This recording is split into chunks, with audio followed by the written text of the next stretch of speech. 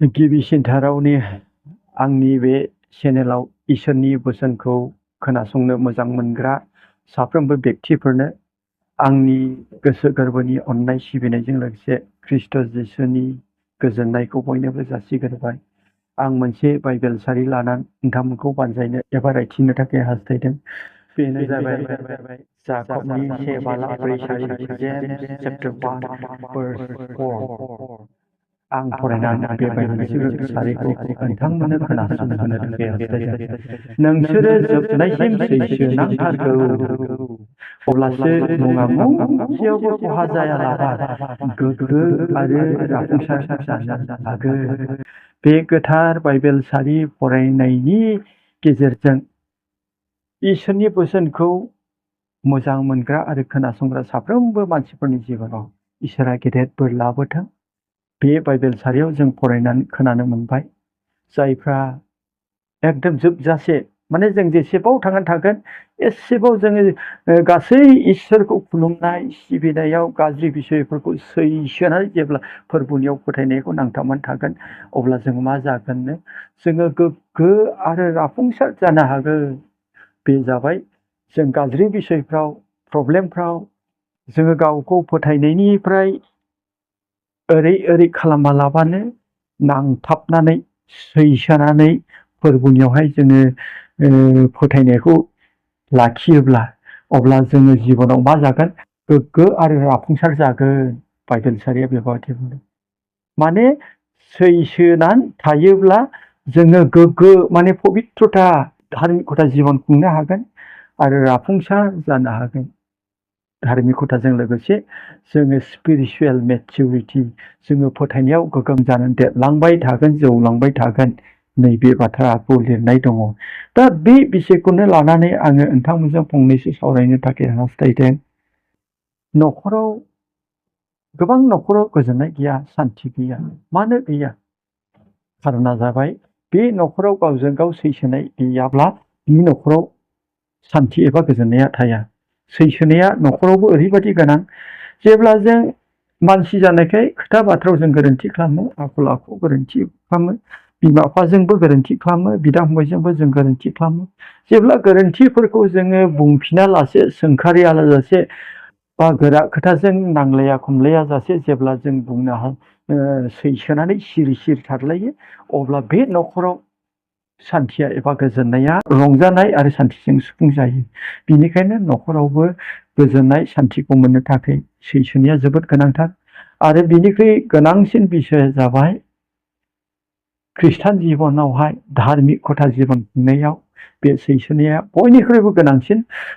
बे बाइबेल सारिनि बादिब्ला जों बेबादि बुंनो हायो, प्रब्लेमफ्राव, गोखा गोखै बाथ्राफ्राव, जेंना सिखारनायफ्राव जाय मानसिया सैसोनाय नङा, बे मानसिया धार्मिकता मालाबाबो जिउ खुंनो हानाय नङा। आरो बिनि जिबनावहाय जिनाखि मेच्युरिटि, फोथायनायनि गोगोमथि, बिनि जिबनाव बे फोथायनायनि मेच्युरिटिखौ नुनो मोननाय नङा। बेनिखायनो ख्रिस्टान जीवनाव बे सैसोनाया जोबोद गोनांथार। धार्मिकता आरो मेच्युरिटिखौ गावनि जिबनाव दाखांनो थाखाय जों सैसोनाया गोनांथार। बे सैसोनायखौनो बुजिनो थाखाय आं सासे धार्मिक मानसिनि बाथ्राखौ लाबोनानै रायथिनो थाखाय हास्थायदों। जों बयबो ख्रिस्टान बिदा फंबायफोरा जबनि बाथ्राखौ मिथिगौ। जबआ माबादि धार्मिक मानसिमोन। जबखौहाय हादानग्राबाबो आखायाव लायोमोन, हादानग्रा राजनितिकगिरिफ्राबो बिखौ जायगा होयोमोन। आरो गुबुन गुबुन नोगोरनि मानसिफ्रा फैनानै बिजोंहाय सोमोन्दो लाखियोमोन। एनेखि मावरिया दुखिया बिबायारि रान्दिफ्राबो बिखौ इनायनो मोजां मोनोमोन। मानोना बियो सासे धार्मिकल' नङा, बियो गोरिब दुखिनो जानो होग्रा, गावनि दंनायखौनो मावरियाफोरनो दान होग्रा सासे व्यक्तिमोन। बेबादि धार्मिक मानसिनि जिबनाव माबादि मोनसे समाव निदाना फैनानै बिखौ ओरैबायदि गिथावथाव सैनांनायाव लाबोदोंमोन। आरो बे गिथावथाव थैग'गौ सैनांनायाव बियो माबादि देरहासारनायखौ मोननो हादोंमोन, बे आयदाखौ एबा बे जाथायखौ खोन्थानानै आं नोंथांमोनखौ थुलुंगानो हास्थायदों, जाहाथे जोंबो जिबनाव सैसोनायनि गेजेरजों धार्मिकता आरो मेच्युरिटि, स्पिरिचुवेल मेच्युरिटिखौ मोननो हानाय बादि। दा जबनि बे रोहो रोहो रायजो जानाया मोनसे समाव सानसे समावनो गासैबो जोबस्रांजोबदोंमोन जेब्ला जब बिजाबनि 7 बालाब 15 सारि चेप्टार 1 verse 15 फरायो अब्ला जबहा गोबां गादबफोर दंमोन जेब्ला गादबखौ गुमबाय थादों गुमग्राफ्रा खाथियाव गोबां हाल एवग्राफोरबो लेंफ्रा हाल एवबाय थादोंमोन बे समावनो मोनसे जात साबियारि मानसिफ्रा फैनानै बिनि गादाखौ लुथिनानै लांबाय लोगोसे लेंफोरखौ गासैखौबो बुथारनानै गालांजोबबाय सासेल' खारग'नानैहाय बियो जबनि खाथियाव खारलांनानै थाहैबाय ओ बिगोमा नोंनि जेसेबां गादा दंमोन साबियारि मानसिफ्रा गासैबो लुथिनानै लांजोबबाय आरो नोंनि लेंफ्रा जेसेबां हाल एवदोंमोन खाथियाव गासैबो बुथारलांजोबबाय नोंनो खोथानो आन्था आं सासेल' खारग'बोनो हाबाय बे बाथ्राखौ खोथाबोनाय समावनो आरो सासे लेङा खारबोबावनानै आरो जबनो खोथा होबाय ओ बिगोमा नोंहा जेसेबां मेन्दाफोर दंमोन बे मेन्दाफ्रा अख्रांनिफ्राय अर गोलैनानै खामथाबजोबबाय आरो नोंनि लेंफ्राबो खामथाबजोबबाय आं सासेल' नोंथांनो खोथानो थाखाय खारग'नो हाबाय गासैबो थैजोबबाय बे खोथा बुंनाय समावनो आरोबाव सासे लेङा खारबोनानै जबखौ बुंबाय ओ बिगोमा नाय नोंहा जेसेबां उट दंमोन बै रायजोनि कलदियाआरि मानसिफ्रा फैनानै लुथिंख्लामा लांजोबबाय गासै नोंनि उट गुमग्राफोरखौहाय बुथारजोबना गालांबाय आंल' खारग'नानै नोंनो बे खोथाखौ खोथाफैनो हाबाय गासैबो थैजोबबाय आरो बे खोथाखौ खोथाफुबाय थानाय समावनो खोथा फुनायावनो आरोबाव सासे मानसिया खारबोनानै बुंबाय ओ बिगोमा नोंनि जेसेबां फिसाफोर दङ बिदानियावहाय बार्थडे जानो थांदोंमोन जोनोम सान फालिनो थांदोंमोन बे मानसिफ्रा गासैबो थैजोबबाय गेदेरथार बारहुंखा फैनानै न'खौ बुख्लायनानै न'आ होसिनजोबनानै नोंनि फिसा आरिफ्रा गासैबो थैजोबबाय नोंनो खोथानो थाखाय आंल' बासिबाय जेब्ला बे बाथ्रा खनले निदानफ्रा बिनि खोमायाव फैदों अब्ला बियो दुखुजोंहाय गावनि सि गस्लाखौ बिसिजोबबाय मा जाखो बेलाय मा जाखो एसे गिदिर निदान जा जिब जुनार दंमोन गासैबो लुथिंख्लामा लांजोबजाबाय मेन्दाफ्रा खामथाबजोबजाबाय आरो जि फिसाफोर 7 जन दङमोन बिसोरबो गासैबो न'सिना थैजोबबाय बारहुंखाजों गेदेरथार जबनि गोसोआ खामग्लिदों गाबदों बियो गस्लाफोरखौ दुखुजों बिसिनानै लादों बिसिनानै बियो हायाव खुग्लुबनानै गाबनानै थेवबो एसे गिदिर निदाना फैदोंब्लाबो जबा फंसेबो रागजोंनाय आरो गोरोन्थि बाथ्रा बुङाखै बियो हायाव खुग्लुबनानै इसोरखौ खुलुमबाय निदाननि समाव बे इसोरखौसो खुलुमदों दुखु मोनबाय गाबलाबो गाबसोनो हायाखिसै बिस्रा गस्लाफ्रा बिसिनानै लाजोबबाय मा जाखो आंनि खाफालावलाय बे गावनि खाफालखौ दुसियाखै बियो निदाना फैनायखाय जोबस्रांनायखाय गाबदों गाबब्लाबो सोमोनांथाव एसेबां सानसेयावनो बिनि धन दौलतआ जोबस्रांदों नाथाय बियो खुग्लुबनानै इसोरखौ खुलुमदों निदाननि समावबो बे इसोरखौ खुलुमदों बेबादि जबनि जिबनावहाय एसे गिदिर निदान फैब्लाबो जबा माब्लाबाबो गाज्रि खोथा बुङाखै बियो इसोरनि सिगाङावहाय जेबो गाज्रि खोथा बुङाखिसै बे गासैबो जोबस्रांनाया जानानै फैबाय गासैबो जोबस्रांनाया फैब्लाबो बियो फंसेबो गाज्रि खोथा बुङाखै बियो राग जोङाखै बे गासैबो जोबस्रांनाय फैब्लाबो बियो इसोरखौ निन्दिनानै पाप मावाखिसै बे जाबाय 4 बालाबनि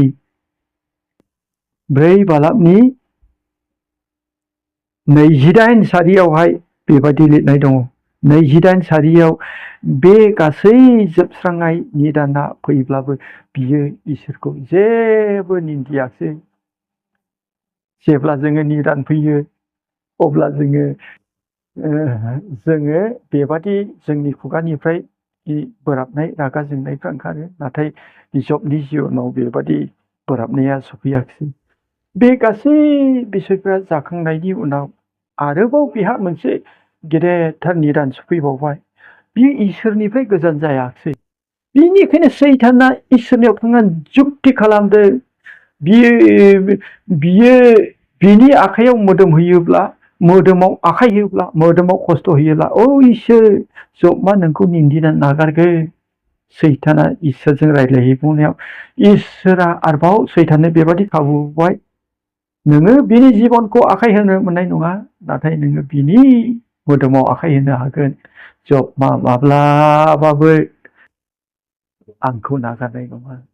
बेनिखायनो थांदो, थांनानै बिखौ आरो नासयहैबावदो, नाथाय बिनि जिबनखौ नोङो आखाइ होनो मोननाय। इसोरानो जबखौ आरोबाव सैताननोहाय खाबु होबावबाय। जेब्ला खाबु मोनबावबाय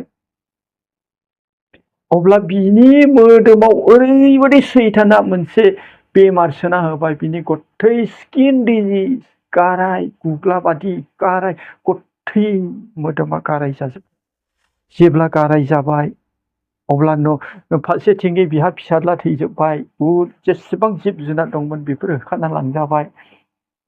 आरो बे गासै जोबस्रांनायनि उनाव बिनि गथै मोदोमा गाराय जाजोब्बाय। हिन्जावा बुंदों, नों एसेबां खस्थ' मोनबाय, गाराय जाजोब्बाय, नोङो नोंनि इसोरखौ दाबो नागाराखै, नों सावहोदो इसोरखौ आरो थैदो। एसेबां दुखुनि गेजेरावबो जबमा हिन्जावखौ बुंबाय, नों सासे इसोरखौ मिथियै हिन्जाव बादि मानो बुंखो? जोङो खालि मोजांखौल' आजावनांगौ नामा? गाज्रिखौ आजावनाङा नामा? एसेदे सैनांनायनि समावबो इसोरखौ माब्लाबाबो जबमा नागाराखिसै। जेब्ला बिनि जों बे निदानखौ नायो अब्ला जोङो 7 अध्याय 1 पदनाव फरायोब्ला ओरैबायदि दं, आंनि मोदोमा एम्फौ आरो जिनिरजों बुंफबबाय। ओरैबायदि जिनिरजों बुंफबबाय, एम्फौ एन्थला बिनि मोदोमाव जाबावदों। एन्थला नांथारदों जबा, जिनिर आरो एन्थलाजों बुंफबबाय। आंनि गारायफ्रा दोलाबाय, थारमाने दुलुदों, आरो गारायफ्रा गोमोदै ओंखारबाय। माबादि गाराय जाबाय, बेयावनो जोबाखै। एसे अबावबा नाङोब्ला गथै मोदोमानो गाराय। बियो हाथफ्ला फुननानै लानांदों, हाथफ्लायाव जिरायदों, आरो बेबादिनो सि गाननो हायाखै, सिफ्रा सिथाबो।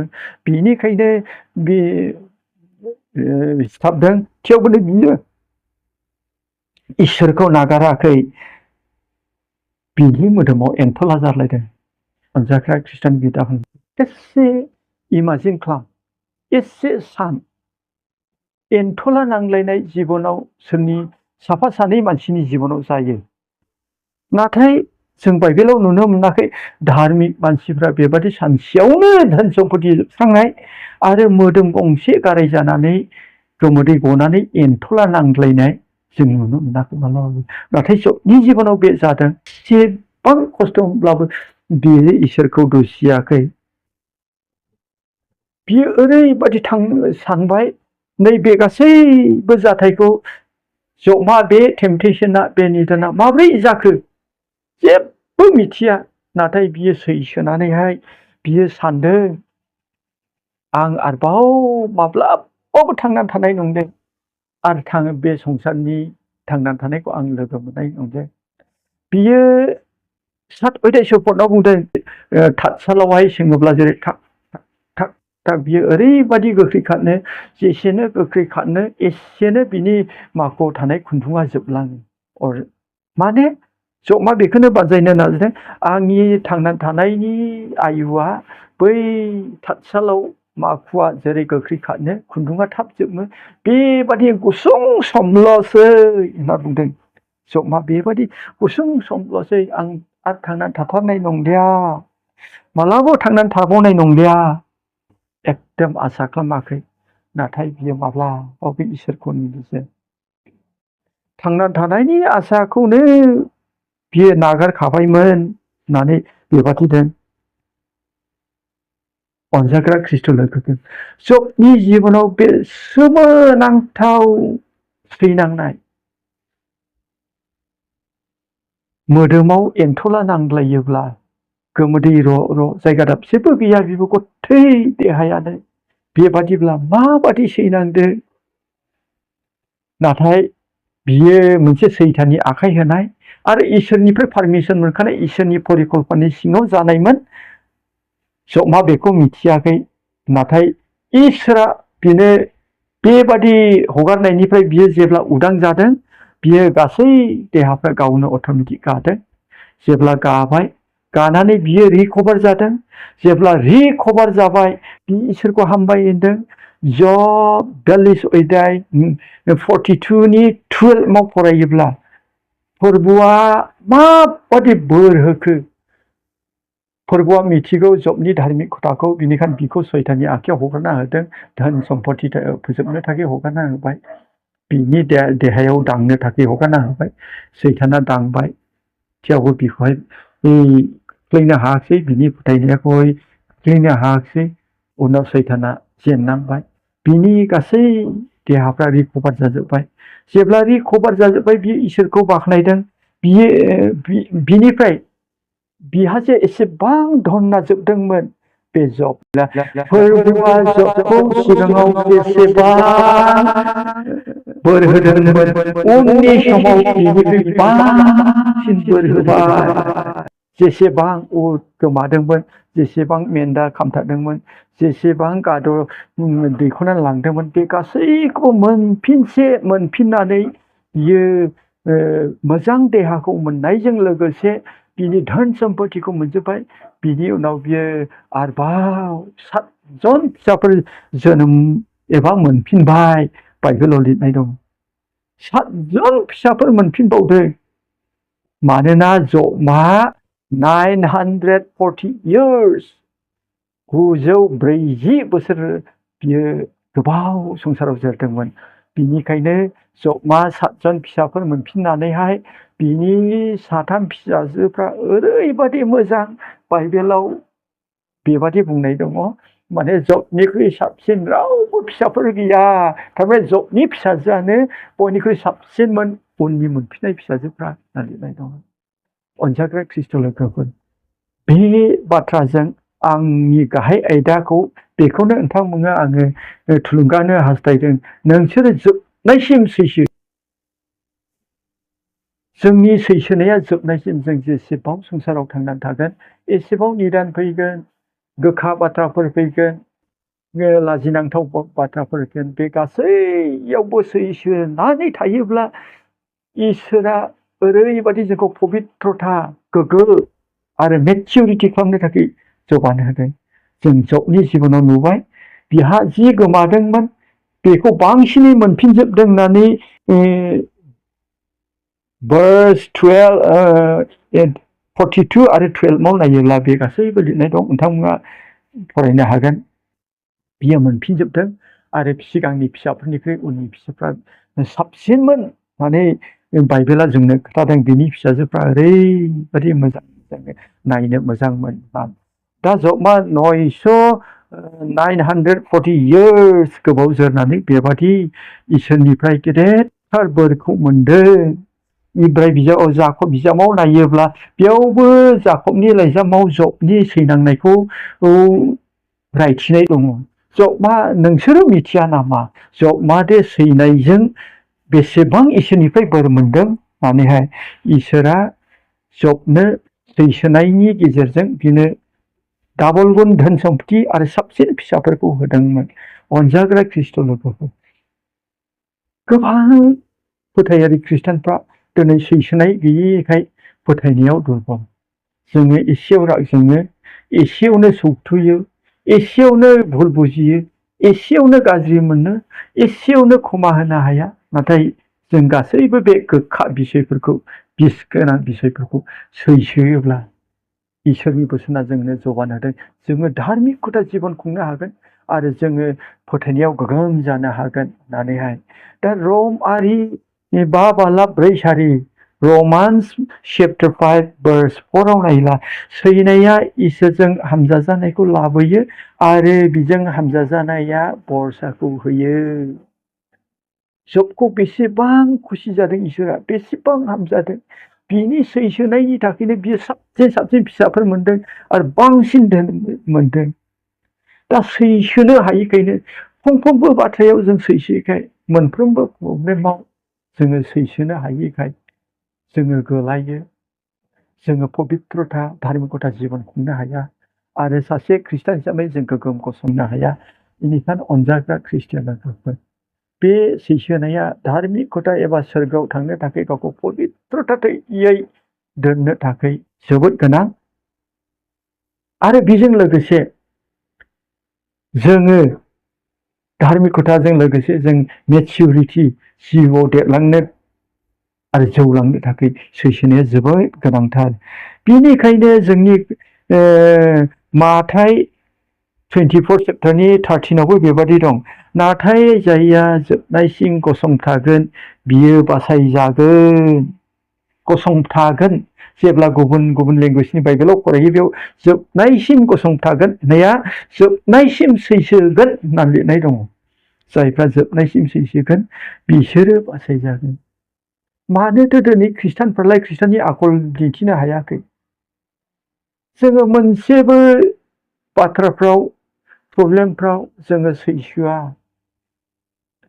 गोखा बाथ्रानि बदल जों गोखा बुङो राग जोंनायनि बदल जोङो राग जोंनायखौ होफिनो जों सैसोआ बेनिखायनो जोंनि जिबना गोग्गो धार्मिकता पबित्रता जों जानो हायाखै खारना जाबाय जों सैसोआखै जों एसेबां फोरोंजानाय मोनबाय स्पेसियेलि बड' बेप्टिस्ट चार्च एस'सिएशननि बाथ्राखौ आं बुंनि मानोना आं बे एस'सिएशननि सिङाव थानाय बेक्तिखाय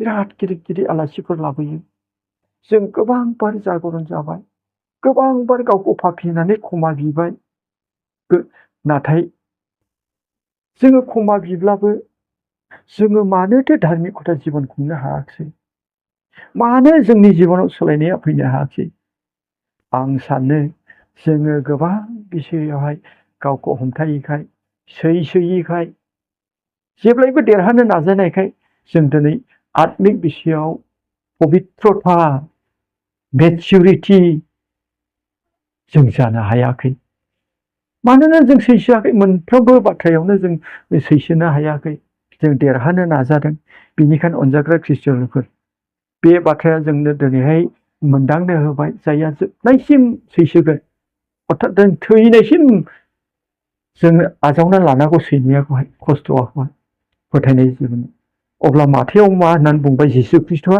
जायफ्रा जोबनायसिम सैसोगोन गसंथागोन बिसोरो बासायजागोन बे मानसिफोरल' बासायजागोन अब्ला बासायजानो थाखायबो जोङो सैसोनो गोनां बेनिखायनो बे बाथ्राखौनो लानानै आङो दिनैहाय आङो बेयावनो दोनथ'नो हास्थायदों सैसोनाया ओरैबादि गोनां जों सैसोनानै थायैनि थाखायनो धार्मिकता जीवन खुंनो हायाखै जोंनि जिबनाव फोथायनाया जौगालांनो हायाखै बेनिखायनो बे इसोरनि गोथार बाइबेल सारिनि बोसोनखौ लानानै आं नोंथांमोनखौ थुलुंगा होबाय फै जोङो सैसोनो नाजानि गावखौ जोंनायाव हमथानो नाजानि सोरबा आंनि एगेन्स्टआव गोखा बाथ्रा बुंदोंला बिस गोनां बाथ्रा बुंदोंला बेफोरखौ फिनना लाबानो जोङो गावखौ सैसोनानै फोरबोखौ फोथायनायाव आवगायलांबाय थानि अब्लासो जोङो गोग्गो आरो जोंनि जिबनावहाय जिउनि देरनाय राफुंसारनांगौ दा अनजाग्रा खृष्ट लोगोफोर